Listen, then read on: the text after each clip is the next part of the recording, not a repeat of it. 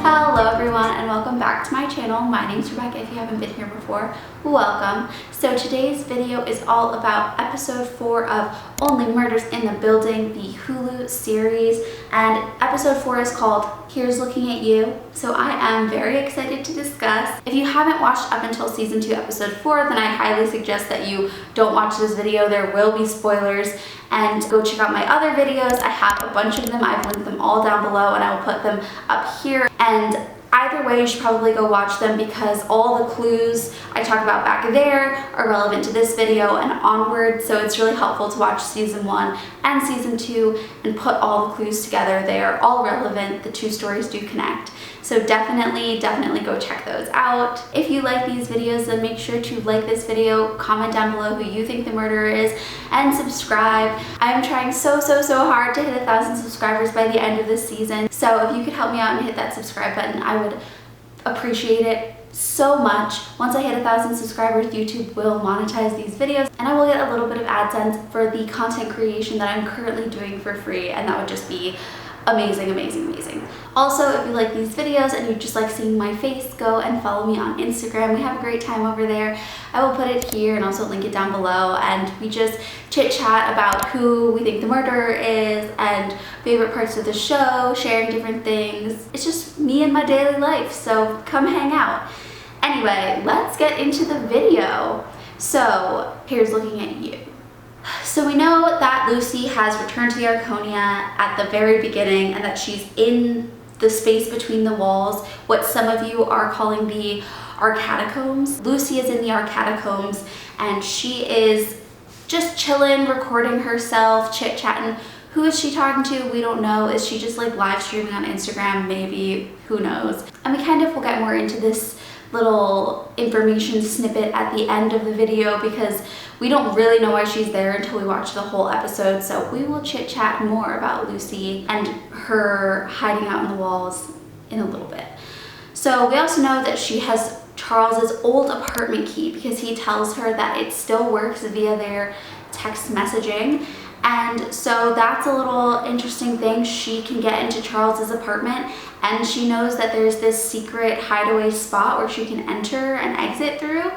We don't know why she's returned, but she says that she has nowhere else to go, and she's talking about the difficulty of like returning to a place that you used to live, used to be in, and like how it can be weird and how the circumstances of your return can make it even weirder. So we're like, is she just back because her mom's getting married to some shitty dude and she just like can't handle it? Is this man that her mom is marrying like low-key abusive? Like, why is she here? We don't know why she's come back. The next thing that we learn is that Teddy Demas and Theo Demas are both back. Teddy has an ankle bracelet on, so he is clearly under house arrest, and he says that he has an impulse to wring Oliver's neck. Of course he does. He seems like a violent man.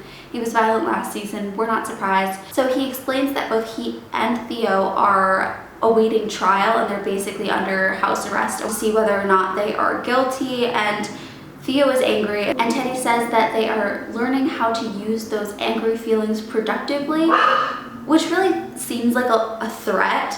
Like, oh, we're so angry, but like, how are we gonna use these productively? We're gonna come after you. We're gonna come after you. And then he overtly threatens Oliver, saying that he's going to fuck him, which is like, you know, not exactly how you would say that you're gonna like fuck someone over, you know? You wouldn't usually say I'm gonna fuck you. So there was, you know, some sexual undertones there. But basically Teddy is kind of like, we're gonna get you, Oliver. We're gonna get revenge on you. So the next little thing that came up is Oliver and Mabel come into Charles's apartment. He's with Lucy and Oliver says clearly Charles hasn't figured out his new locks, which means that Charles must have changed his door locks.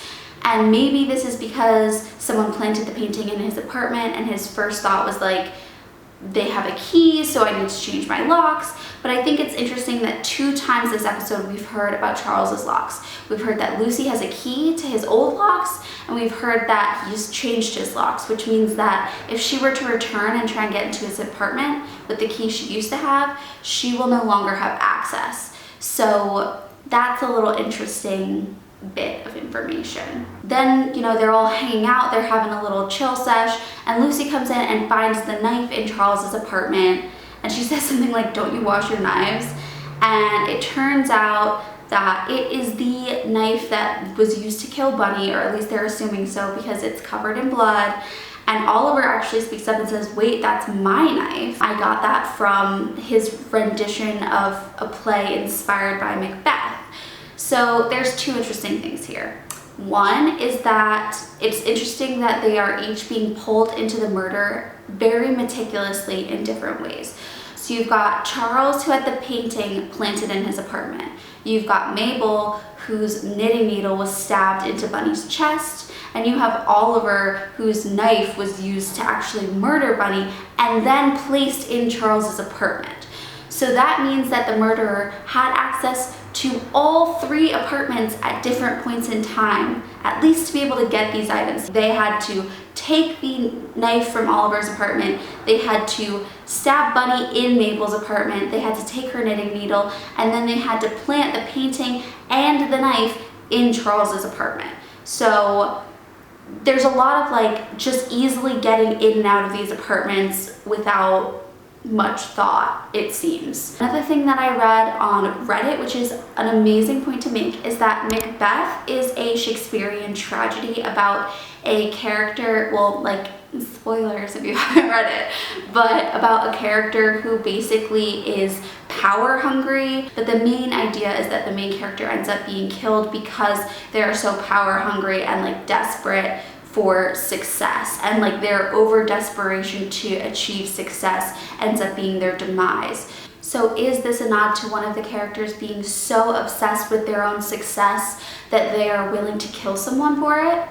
And there are a couple people in this season who like that like kind of makes sense for, like Nina, who is obviously desperate to become board president, and like that's a part of her success. We've got Cinda Canning, who hasn't really been in this season yet, but is obviously desperate to have a successful podcast to the point where she's willing to steal from somebody else. You know, Only Murderers in the Building is clearly stealing Only Murders in the Building. So, you know, would she be willing to kill for that success? Anyone who is looking for success and is willing to take someone else out as a means to an end. So definitely keeping our eye on the characters who are desperate for success, looking for success, and will go and get it at any cost. So then our fave trio is kind of discussing and talking about how the murderer is toying with them, because otherwise they say the police would have already arrested them. They are clearly planting evidence on our fave trio so that it makes them look suspicious, but instead of just calling the police and saying, hey, the evidence is in their apartments, I'm an anonymous tip, go arrest them, which would probably get them to be put into jail, this person is almost like saying, I have access to your apartments. I have access to these weapons.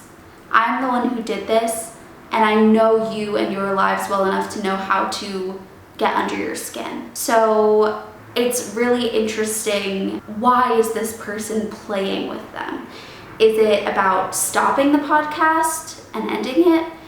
Is it about continuing the podcast and they can't do that if they're in jail? Is it just a murderer who's interested in playing with their food? What is really happening here? That's something that we don't have the answer to yet. So next, Howard comes a knocking saying he's got some hot goss, and he rolls up and tells the trio that Nina actually punched him in the face, and that is how he got his bruise. So he claims that he thinks that Nina murdered Bunny, and this is really interesting for a couple of reasons. A, the first time Howard talks about his bruise, he totally brushes it off. He's like, no big deal, nothing happened. Then he kind of comes back and he's like, I lied to you guys, I was kind of afraid. Nina punched me in the face, she's super violent, and I think she's the one who killed Bunny. And it's super suspicious to me that Howard is pointing fingers at Nina, because A, I don't think that Nina killed Bunny, so this makes Howard look even more suspicious. And the question is why? What does Howard gain if Nina goes down from Bunny's murder? Is it the board president position that he's looking for? Like, why is it so coveted to be board president? Is it just the power? You know, what is he looking for? What would he gain if Nina were to take the fall for this? Next, Lucy shows them the secret passageway that is, you know, through Charles's bathroom that he doesn't know about. It seems to just be behind the walls of the Arconia, the catacombs, like I said before. And it's not just a crawl space, it actually has lights on top of the ceiling. So this is an intentional space, whether it was created by the architect originally to be a space where people could walk through, or just like for his own nefarious deeds, because we know that he liked to look at people, or whether someone else came in after and added these lights so that the passageway was, you know, more easy to use. There's like stuff back there. It's just interesting that this space exists and that like it clearly has been in use at different times by different people. And Lucy says that she found it because she got really into playing hide and seek with the girl across the hall from them. I think that's probably Arnov's daughter, but basically she just got really into playing hide and seek, and that's how she discovered it, which isn't surprising. A child running around the Arconia looking for different places to hide, discovering secret passageways, like that's totally believable to me. Then as they're walking, they're about to make a turn and Lucy tells Oliver not to follow that passageway because that's a dead end. Now this I find extremely suspicious because do I believe that she knows the passages well enough to know where she's going? Yes. But do I really believe that that's a dead end? No. So what's down there that Lucy doesn't want them to see? And then she says, you know, the maintenance ladder is next to the elevator that they found in Bunny's apartment, which is interesting because Bunny lives on the 12th floor and Charles lives on the 14th floor.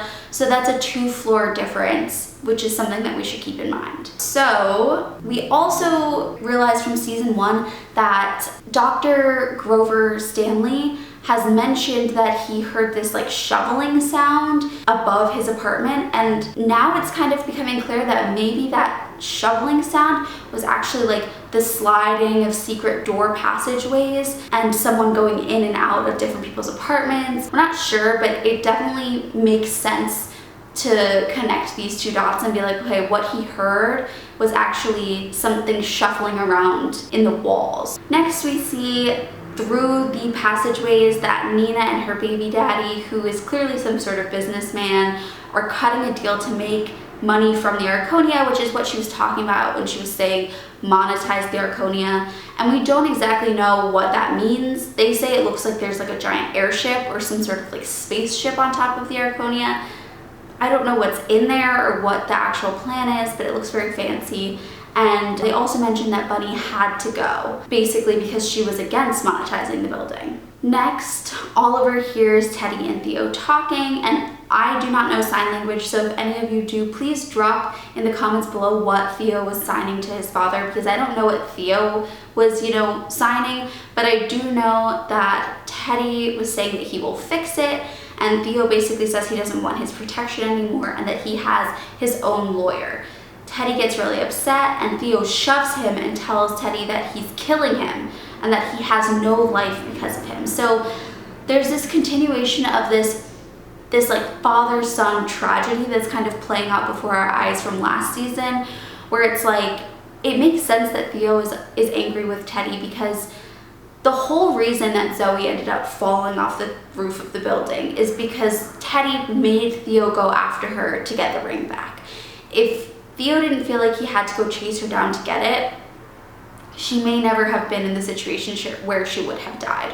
We're not 100% sure, but as far as I can tell, he wanted the ring. That's why he went after her. And then after this, Teddy fixes it instead of letting Theo just like deal with the consequences of his actions, which I think probably produced a lot of guilt for Theo in the years after, knowing what he had done and knowing that nobody knew and he wasn't really being punished for it. So there's probably a lot of guilt there. And then the continuation of like, now they're in trouble and Teddy's saying again, I'm gonna get us out of this, you don't need to worry. And Theo's like, I need to be apart from you. You are toxic. And you can see the anger there though, the pushing, the shoving. And I think they are trying to communicate this aggression and violence that like Teddy and Theo have, this anger that's kind of within them. I don't think they're the murderers. I don't see how they could have been there. They just got back. Like, it just doesn't seem plausible. But I do think it's an interesting storyline to follow, considering they're kind of going through this tragedy. I think it's probably just really hard for them, as well as for their own relationship with each other. So next we see the trio and Lucy go up to Nina's in much the same way they went to Sting's apartment with like a turkey, except they've come with a like gift basket, which is really just full of stuff they found in Charles's apartment. And we see that they are talking to Nina, accusing her of things, and then all of a sudden her water breaks, or at least it seems like her water breaks. For me, this was a convincing enough moment that I was like, okay, she must really be pregnant, like her water just broke. And she's laying there, Charles is kind of like, okay, breathe. And the, EMTs are coming to help her give birth and bring her to the hospital. But she says that she wishes that Bunny was there because Bunny was super excited about the baby, and she asks them in a very serious tone to find the murderer. And then something along the lines of like, and then give me 5 minutes in a room by myself with them, implying that she's gonna beat them up. But this is kind of a moment where our trio kind of takes a step back and goes, maybe she didn't kill Bunny. Maybe they had their issues, but she really cared about her. As I've said in different videos, I don't think that Nina is the murderer. I think that it's too obvious. They've like basically thrown her name out there immediately, so it doesn't seem like it would really be her. And it makes sense to me that she would actually feel a lot of warmth and love towards Bunny, but also it's still interesting that she and her husband were saying she had to go. Maybe they just meant she had to leave the presidency. They didn't mean death, but she seems like she's being pretty sincere in this. Next, we learned that Charles waited 8 years to text Lucy because he felt like he wasn't allowed to text her. And again, the number 8 is coming up. We've got 8 years since Charles texted Lucy. We've got 8 stab marks. We've got 8 complaints until you're evicted. So what does the number 8 mean? So a quick Google search says that the number 8, meaning and significance, it signals towards achievement and success in life, and it expects you to have a positive approach to everything in life. It also says that it's an even number sign showing great balance and stability, selflessness, responsibility, and resilience, deeply associated with professionalism, material freedom, prosperity. So, okay, not all of these things are direct, and if any of you have any idea of the meaning of the number 8, like whether it's, some of these are like spiritually, some of these are biblical, some of these are angel numbers. There's so many different ways to interpret number 8, but it seems most likely that it's associated with its idea of like power, success, professionalism, responsibility, assertiveness. So if we're thinking that this has any meaning, which maybe it does, maybe it doesn't, maybe it's a hint to something else. This idea of success coming up again, this desperation for success, this need for success, this drive for success, and the willingness to do anything to get it. That feels dangerous. So the last thing we're going to talk about is kind of the rest of the story of why Lucy was in the Crawlspace, the catacombs, what was taking place, a little bit of why she was there. So we know that Lucy arrived at the Arconia the night that Bunny was murdered, and she used Charles's key to enter his apartment after texting him that she was around, and he kind of was like, hey, I'm sorry, I can't tonight, which, in the scheme of everything kind of makes sense. He was celebrating with his friends, he just wasn't available at that moment. So she uses his key, she goes into the apartment, and then she goes into the Crawlspace, and that is where she starts her video, whether she's on live talking to people or just recording it for herself as like a little video diary. But we kind of learned that she is in the Crawlspace. This is clearly a space that she was in when she was a child, so maybe there's some nostalgia and like comfort there, but it is a little weird. Is she planning on staying there all night because Charles said he isn't available? Is she planning on just exploring the Arconia and like messing around because now she has nothing better to do? Like, was she gonna camp out there? That's my real question. Was she gonna camp out in the Crawlspace? So next, she's talking about, like we were talking about earlier, how difficult it is to return to a place. We still don't know why she's returned. The only most obvious reason is that, you know, she wants to reconnect with Charles, but it really feels like there's something else behind her return. There's something else pushing her. After 8 years, after, you know, however long it's been since she's seen him, finally she's decided to come back. Why? And as she's talking, she hears screaming and sees a person come into the crawl space right after the screaming. So this is multiple things for me. One, the person that we see come into the crawl space comes in so directly after you hear Bunny screaming that I think that the person who we see in the crawl space is not the murderer. I think that they are like definitely involved and maybe some sort of mislaid, but what if instead of the person stepping out with the black boots and like the cargo pants, what if instead of being the murderer, they're actually just an art thief who was stealing from her? Like, what if they presented themselves, came to her apartment, was stealing the art, and, you know, that's when you hear her scream, and Bunny runs into Mabel's apartment thinking that they might still be there because that's where she thought they were, as kind of like trying to escape, and then this person, you know, kind of races through her apartment and is coming into the art catacombs. I'm just saying that it doesn't seem like they murdered her because seconds after she screams, we see them come into the art catacombs. And would this be possible if they were on the 12th floor? Maybe. But Charles lives on the 14th floor. So you're telling me that this person murdered Bunny and then went into the art catacombs and then ran up 2 flights or ladders worth of space to then run into Lucy almost immediately after she screams. That just seems unlikely. So I think that maybe when we're hearing Bunny scream, that's when she's really being murdered, but that's actually farther apart than like we think.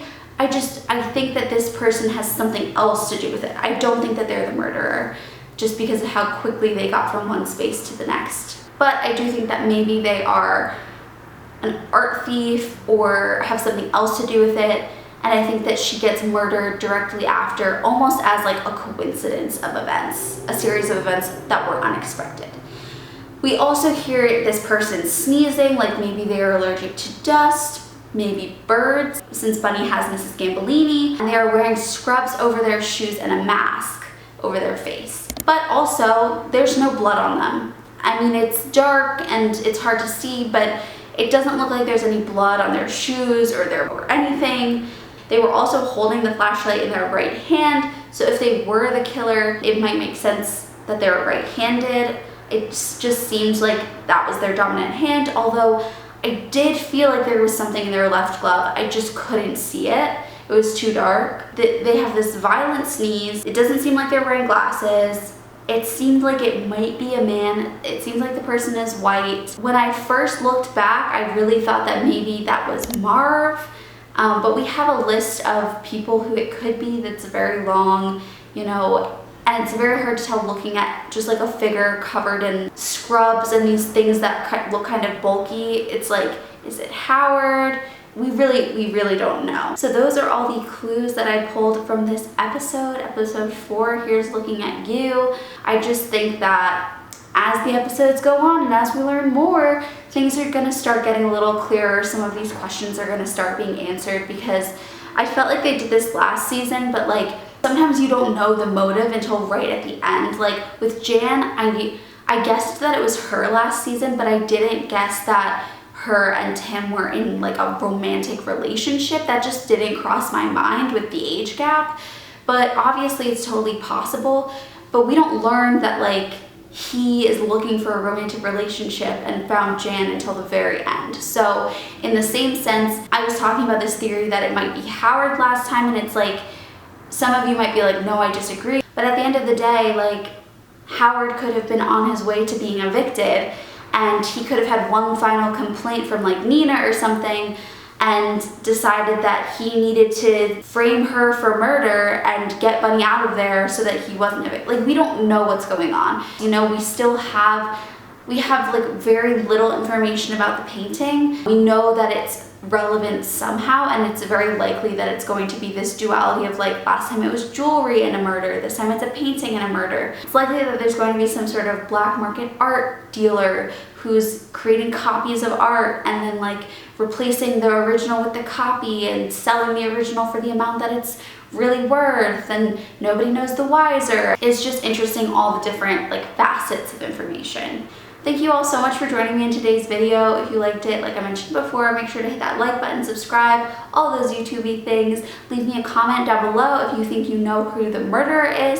I'm still thinking that it might be Howard, but I'm also thinking that maybe he's a red herring. So drop your comments and your theories down below. I love to hear them. And I will see y'all next time for episode 5 of Only Murders in the Building.